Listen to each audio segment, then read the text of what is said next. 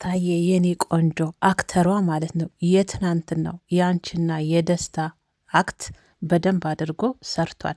ዛሬ አብርሽ ቤተሰቦቼ ሩታ ልመና መጣ። እባክሽን የምንሄድበት መንገድ እኔም አንቺም የምንሄድበት መንገድ ቤት የሚያፈርስ እንጂ ቤት የሚገነባ አይደለም። እባክሽ ሩታ ልጃችንን በፍቅርና በሰላም እናሳድግ የሚል ነው። ዛሬ ደግሞ ጉድበሉ እንደው ምን አለ አንዳንድ ሰዎች ቀንተ ቅናት አንጨረጨረው ቀንተህ እያላችሁኝ እንዴ? በደንብ እንጂ አብርሽዬ፣ በትናንትናውማ ቀንተን እኮ ዛሬ ሩታን ልመና የመጣው አይደል እንዴ?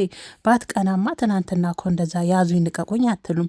በእርግጥ ሩታ የእውነት አልነበረም ትናንት እያደረገች የነበረችው ነገር ሁሉ።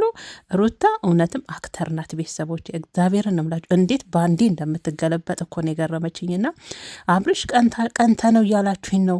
ለእናንተ ግን አሁን መልስ አልሰጥም። እኔ ቀንቼ ግን አልክ ቀንተማ ነው እንዲ አብርሽዬ። እንዲ ዛሬ አቡሽን ከአንድ ጎን አቤልን ቦዲጋርድ አስመሰለ ዛሬ ሩታን ለመለመን የመጣው። ትናንትና ያ ቆንጅዬና ሸበላ ወንድ ካጠገቧ ተገኘ። አፈፋ አድርጎ ይወስድብኛል እኔ ስጃጃል ብለን አለ ስንጀላጀልን ነበር አደለ እንዴ? አብርሽዬ ቅናትማ ነው ቀንተማ ነው። ችን የመሰለች እልልት የመሰለች ሚስት በእጅ ያዙት ወርቅ እንደ መዳብ ሆናብህ ነበር አይደል?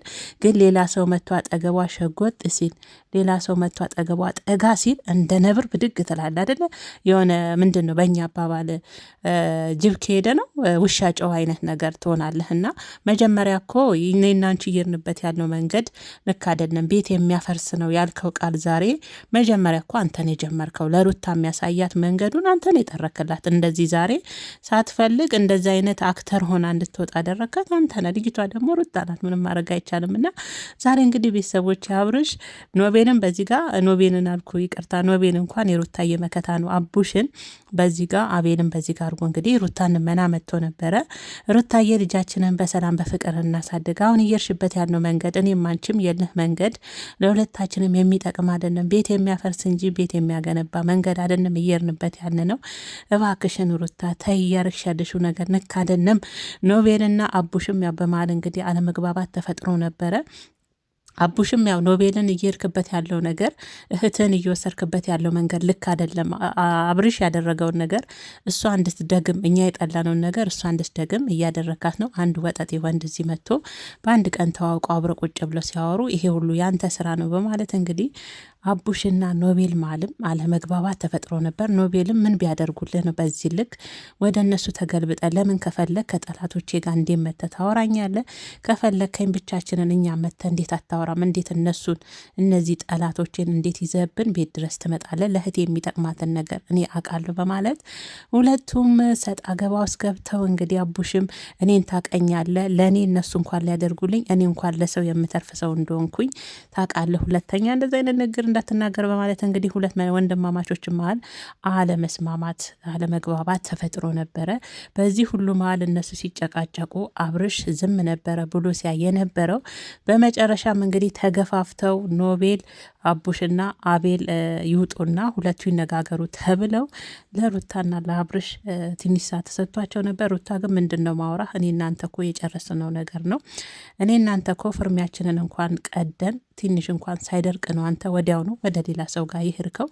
ስለዛ እኔ እናንተ ምንም የምናወራው ነገር የለንም። ካወራንም አንድና አንድ በልጃችን ጉዳይ ብቻ ነው እናንተ የምንገናኘው በማለት መልሷን ሰጥታው ነበር። አብርሽ አንገቱን እንደማቅለስለስ ያው ታውቁታላችሁ አይደል? አብርሽን ሲያስመስል እያስመሰለ ዛሬ አሁን ከሩታ ጋር ነው፣ ነገ ጠዋት ደግሞ ከሄርሜላ ጋር ቲክቶክ ላይ ብጥብጥ እያለ እንጠጥ እያለ ሲመጣ ታዩታላችሁ ቤተሰቦቼ። የአብርሽ ደንብ ነው የባህሪው ነውና እንግዲህ ሲቅለሰለስ የሩታንም አንጀት ለመብላት ፈለገ።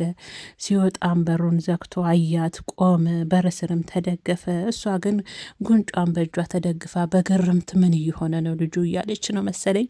በግርምት ነበረ ስታይ የነበረው። አብርሽ እርግጠኛ ነኝ ቀንተ ነው በእጅ ያዙት ወርቅ እንደ መዳፍ ሆናብህ ነው። እችን የመሰለች እልልት የመሰለች ሚስትን ትተህ ከዛች ራቁቷን ከምትሄድ ሴት ጋር ብን ስትል ቆይተ እሷ ጋር ደግሞ የሆነ ሸበላ ወንድ መጥቶ ሩታዬ የኔ ቆንጆ በክብር ደስ የሚል ህይወት ናኑርሽ፣ ይሄ ህይወት ናንቺ አይገባሽም የሚላትን ወንድ ስታይ ገልበጥ ብለ ለልመና ትመጣለህ አይደል? አብርሽ አንተ እኮ የእውነት በትዳር ላይ ወስነ በትክክል ትዳርና ሚስትን ልጅን የምትፈልግ ብትሆን እኮ አላስፈላጊ ሰዎችን ከህይወት ለማስወጣትና ራስን ለመቀየር ደቂቃ አይፈጅብም ነበር።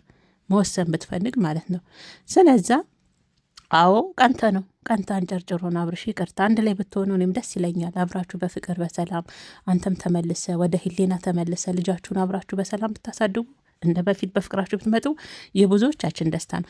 ግን አንተ አትለወጥም። የማትለወጥ አይነት ሰውን አብርሽ በቃ ሩታ የሆነ ሰው አጠገቧ ስታይ ነው ተናደህ ነብረው ነው የምትመጣየ። ኖቤል ከቤት ካልወጣ እኔ እና እሷ ሰላም አናገኝም አልክ። ኖቤል ልክ እሷ ጋር እንደሚቀመጥ ግን 2 ቀን ነው 3 ቀን ነው ኖቤል እኔ ጋር ከመጣለች አደለ።